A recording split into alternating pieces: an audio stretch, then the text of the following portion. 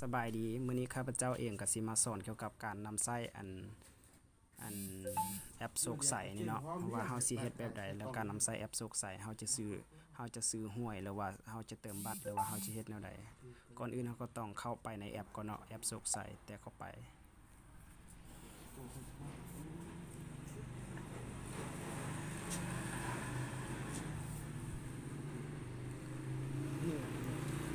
แล้วหลังจากนั้น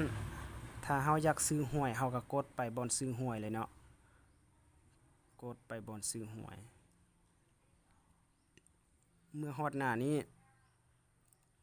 เฮาอยากสุ่มเลขเฮาก็กดบ่อนสุ่มเลขหรือว่าเฮาอยากอันเบิ่งตำราเฮาก็กดตามตำราเนาะแต่ว่าข้าพเจ้าเลือกที่ว่าจะกดเลขเนาะ5 9 1 7อันนี้เป็นเลขตามที่เฮาต้องการแล้วเนาะว่าเฮาจะซื้อเลขตัวใดหลังจากที่ว่าเฮาได้ตามเลขที่เฮาต้องการเฮาก็กดเพิ่มเลยเนาะแต่บ่กดเพิ่มหลังจากนั้นให้เฮา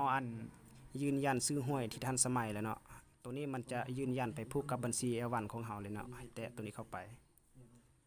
หลังจากนั้นให้เฮาชำระผ่านบัญชี L1 ของเฮาเนาะให้กดบ่อนชำระ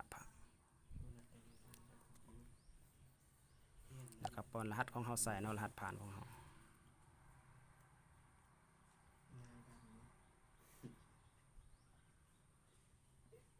นี่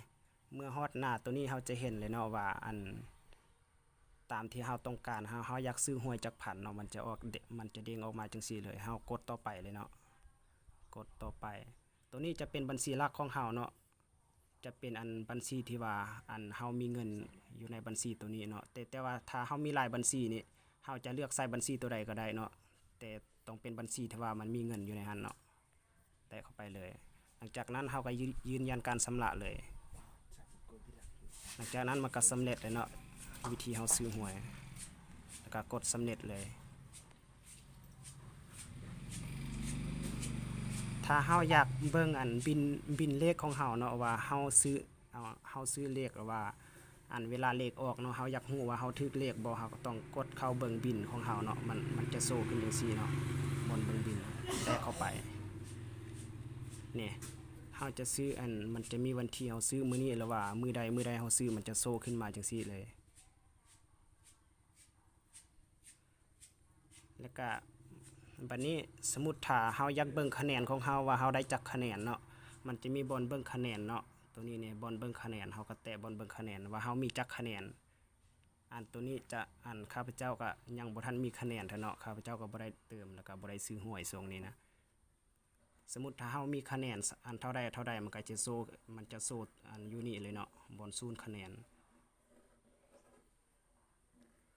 แล้วก็สมมุติถ้าเฮาสิเติมบัตรเนาะเฮาสิเติมบัตรแบบเฮาอยากได้เงินแบบเปอร์เซ็นต์หรือว่าอยากได้คะแนนคืน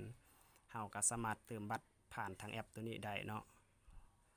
เรื่องวิธีเติมบัตรก็ง่ายๆเพียงแต่บ่อนเติมมูลค่าโทรสมมุติเฮาอยากเติมใส่ตั้งโต๊ะหรือว่าโต๊ะที่ว่า030เฮาก็ใส่030หรือว่า020เฮาก็กดเบอร์020ใส่เลยเนาะหลังจากนั้นเฮาก็ผูกไปบัญชีของเฮาเลยเนาะมันก็สำเร็จเลยเนาะ